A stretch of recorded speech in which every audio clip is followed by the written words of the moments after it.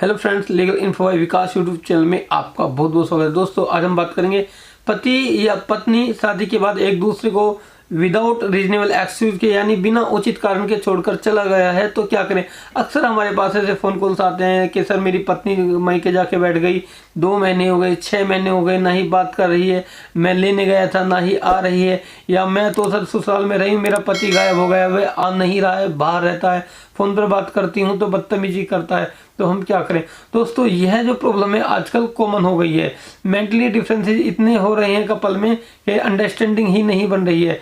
तो इसकी जो रेमेडी दी गई है वह हिंदू मैरिज एक्ट के सेक्शन 9 में दी गई है, रेस्टिट्यूशन ऑफ कंजुगल राइट, ये RCR यानी दाम्पत्य अधिकारों की पुनर्स्थापना। तो दोस्तों, हिंदू मैरिज एक्ट का सेक्शन 9 यह कहता है कि अगर किसी की पति या पत्नी छोड़कर चली जाए तो वह कानूनी रूप से इस सेक्शन में कार्यवाही कर सकते हैं। वह सेक्शन 9 की पिटीशन कोर्ट में डालेंगे। कोर्ट लड़की या लड़का जो भी अपोजिट पार्टी है उनको नोटिस करेगी, उनका स्टेटमेंट लेगी और उनका मेडिएशन कराएगी साथ रहने के लिए।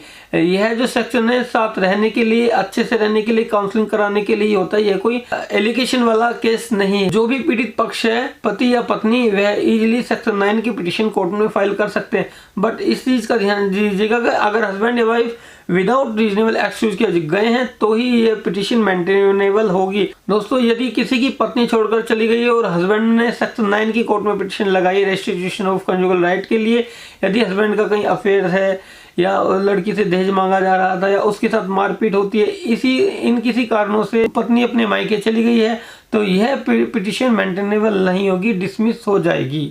दूसरा दोस्तों, ऐसा नहीं कि यह पिटीशन केवल हस्बैंड ही डाल सकता है, लेडीज भी डाल सकती है, यानी वाइफ भी, अगर किसी का हस्बैंड चला गया है तो वाइफ भी यह पिटीशन डाल सकती है।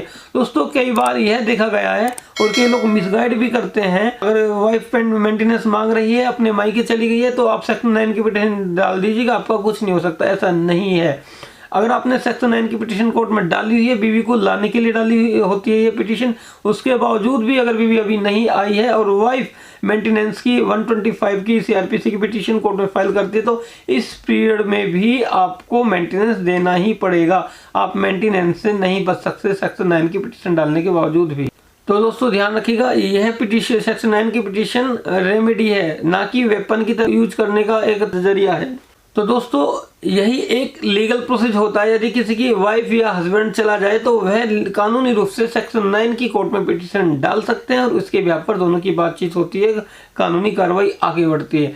यदि इससे रिलेटेड अभी भी आपकी कोई क्वेरी है तो दिए गए हेल्पलाइन नंबर पर आप हमें कॉल कर सकते हैं या कमेंट सेक्शन में जाकर के आप हमें कमेंट भी कर सकते हैं। वीडियो आपको कैसी लगी, अच्छी लगी हो इस चैनल को सब्सक्राइब करें। इस तरीके की इंफॉर्मेटिव वीडियो आपको समय समय पर इस चैनल पर मिलती रहेंगी। Thank you for watching this video.